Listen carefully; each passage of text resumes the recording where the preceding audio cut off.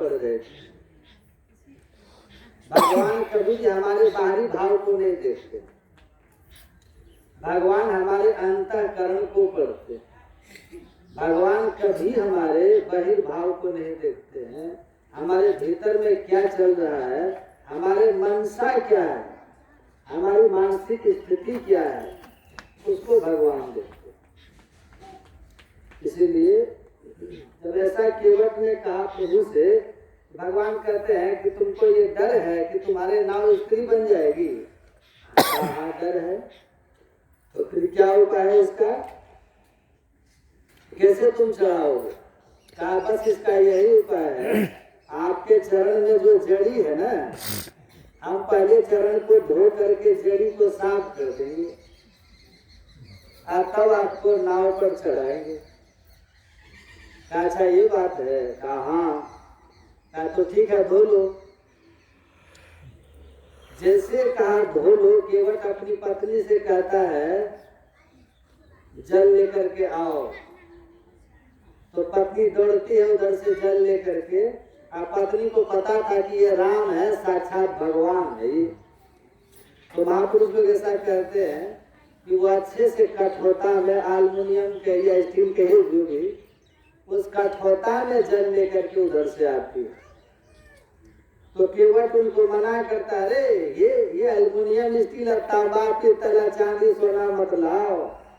कहा तब क्या लाएंगे? कहा लकड़ी का कठौता लेकर के आओ। जब लकड़ी का कठौता लेकर के आओगे उसमें जल भर करके, और उससे जब हम राम का चरण धोएंगे तो चरण धो लेंगे, उस जल को हम लोग जलपान कर भी लेंगे, घर द्वार पर छिड़क भी देंगे। लेकिन लकड़ी की कठौता की विशेषता ये है कि कुछ न कुछ अमृत लकड़ी में भी घुस जाएगा तो उससे भी हमारा काम बहुत दिन तक चलता रहेगा। कैसा भाव है? अब भगवान देख रहे हैं कि इनका जो व्यवहार हो रहा है, ये जो बोल रहा है कुछ, ये तो बड़ा प्रेम की बात बोल रहा है। लिखा है, तुलसीदास जी लिखते हैं, सुनी केवट के बैन। भगवान केवट के वचन को सुनते हैं। कैसा है? सुनी केवट के बैन, प्रेम लपेटे अटपटे। अटपट बातें बोलता है केवट। आज जब वो जल लेकर के आई है पत्नी, बड़ा अच्छा प्रसंग है इसलिए सुना रहा हूँ। जब जल लेकर के आई तो वहां जल रख देती है, कठौता नीचे रखती है। अब भगवान चाहते हैं कि चरण बढ़ावे, पर लक्ष्मण जी कहते नाना कठौता देखने में अच्छा नहीं है, माता अपना चरण इसमें डाली, ये गंदा जैसा लग रहा है प्रभु। लेकिन भगवान कठोरता को नहीं देख रहे, भगवान तो केवट के हृदय को देख रहे हैं। जब देखा कि ये अभी आनाकानी कर रहे हैं, तब केवट एक बात वहां कहता, सुनिएगा ध्यान से। केवट कहते हैं कि आप क्या सोचते हैं कि बिना चरण धोए हम आपको पार उतार देंगे, नाव में चढ़ने देंगे? ये सपना छोड़ दीजिए। जब तक हम आपका चरण धो नहीं लेंगे तब तक आपको नाव में चढ़ाने वाले नहीं।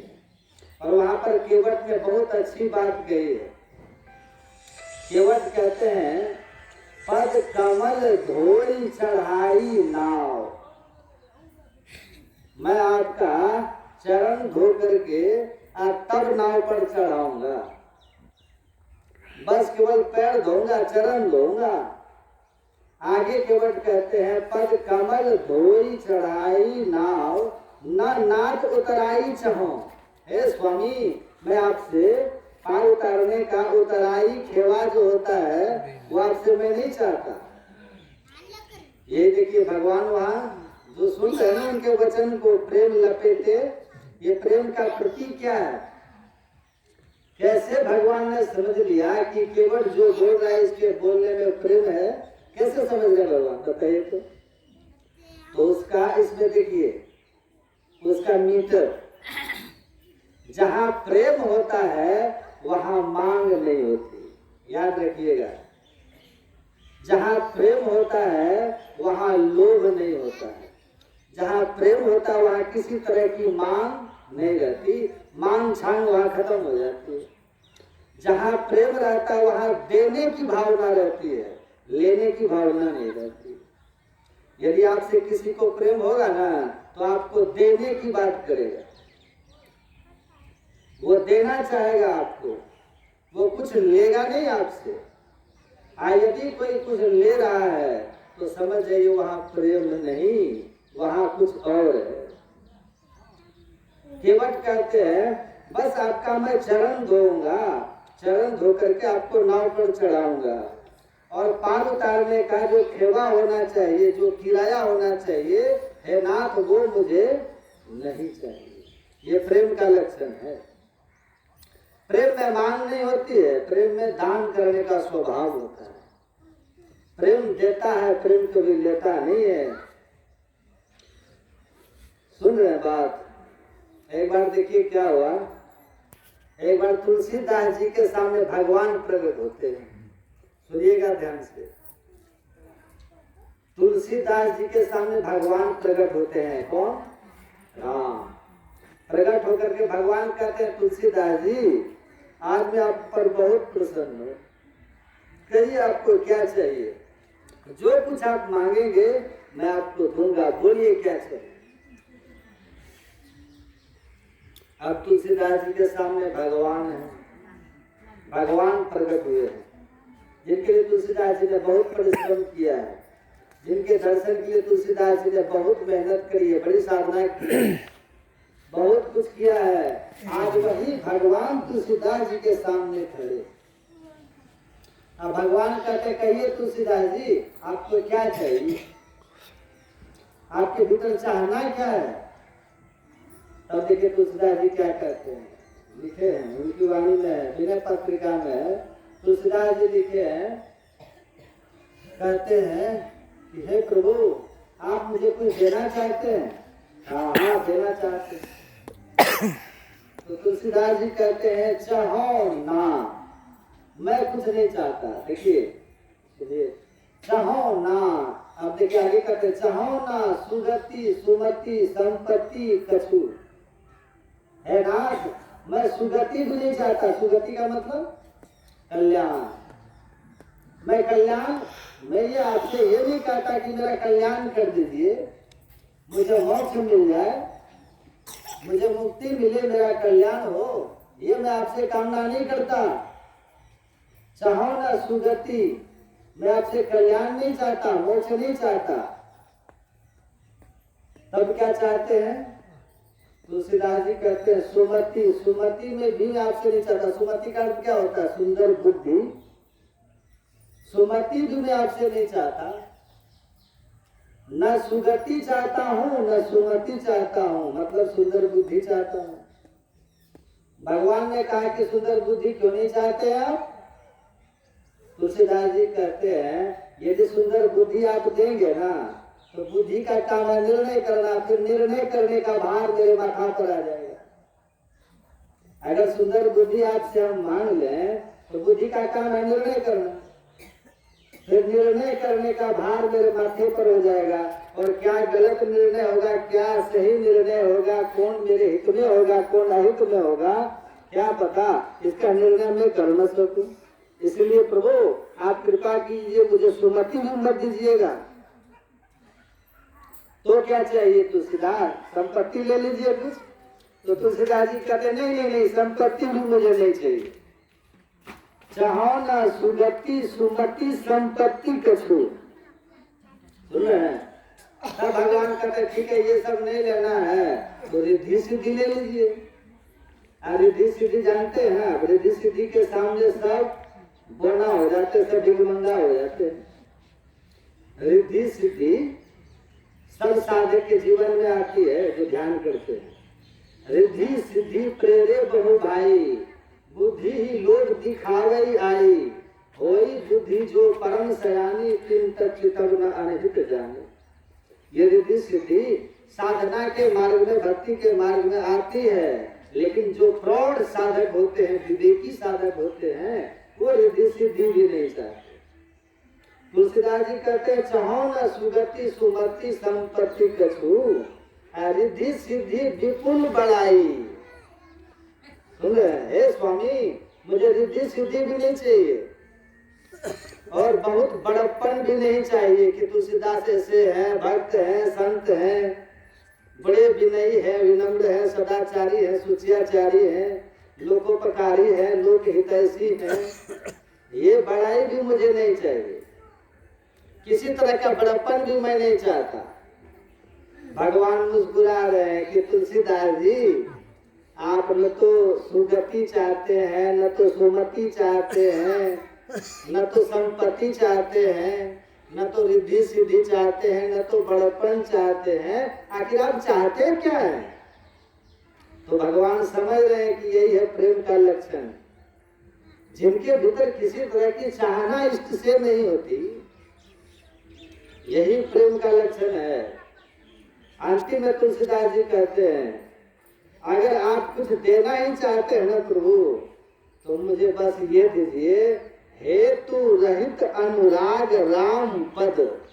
हेतु रहित, बिना किसी हेतु के, बिना किसी लेन देन के, बिना किसी स्वार्थ के, बस आपके चरणों में मेरा अनुराग हो जाए, मेरा प्रेम हो जाए, बस यही दीजिए।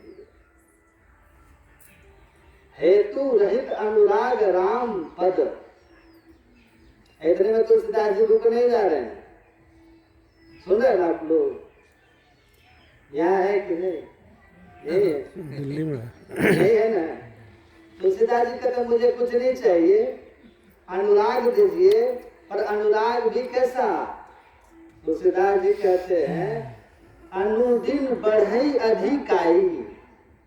ऐसा प्रेम दीजिए हमको प्रभु कि और ये रात दिन बढ़ता ही चला जाए, बस इसके सिवाय कुछ नहीं चाहिए। न तो सुगति चाहिए, न तो सुमति चाहिए, न तो संपत्ति चाहिए, न तो रिद्धि सिद्धि चाहिए, न तो बड़प्पन चाहिए। हे राम, यदि आप मुझे देना चाहते हैं तो बस अपने चरणों में प्रेम दीजिए, अनुराग दीजिए, और ऐसा प्रेम हो जो दिन प्रतिदिन बढ़ता चला जाए। कबहू धन घटे जन छोड़, ऐसा प्रेम दीजिए। हम लोग क्या गाते हैं? रूप क्या गाते हैं? बताइए ना। प्रेम भक्ति गुरु दीजिए विदुओं कर जोड़ी, गाते हैं ना। पल पल छोड़ न छोड़िए सुनिए गुरु मोरी। कितना हृदय की पुकार है हमारे सदगुरु महाराज की। और अंतिम में क्या कहते हैं? अंतिम में कहते हैं, आस त्रास जग के सबे सब वैर व नेहू, और असकल भूले एके रहे। आगे, गुरु तुम पद स्नेहू। और क्या कहते हैं आगे?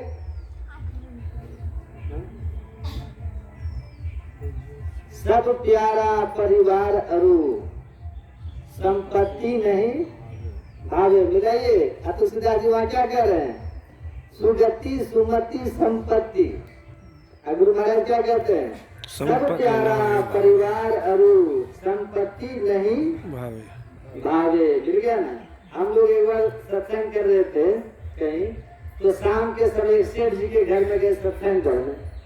शाम का समय था, तो गए तो स्तुति विनती होती है ना भोजन के पहले रात में। तो सोचे कि अब यहाँ आए हैं, भोजन करना है, तो भोजन के पहले स्तुति विनती कर लेते हैं, तब भोजन करेंगे। क्योंकि अब ये सेठ है, इनका अन्न फ्री में खाएंगे तो पचाना मुश्किल होगा ना। इसीलिए हमने सोचा कि स्तुति कर लेते हैं। वो सेठ जी वो मर चुके हमने हैं, तो उनको कहा कि आप भी बैठिए। हमने कहा आप बैठिए बगल में, तो वो भी बैठे, हम लोग भी बैठे, स्तुति विनती करने लगे। तो हम लोग कहते हैं ना, सब प्यारा परिवार अरु, संपत्ति नहीं भावे। तो वो क्या गाते थे सेठ जी? सब प्यारा परिवार अरु, संपत्ति सब घर आवे। हम लोग कहते थे संपत्ति नहीं भावे, हम लोग कहते थे संपत्ति सब घर आवे।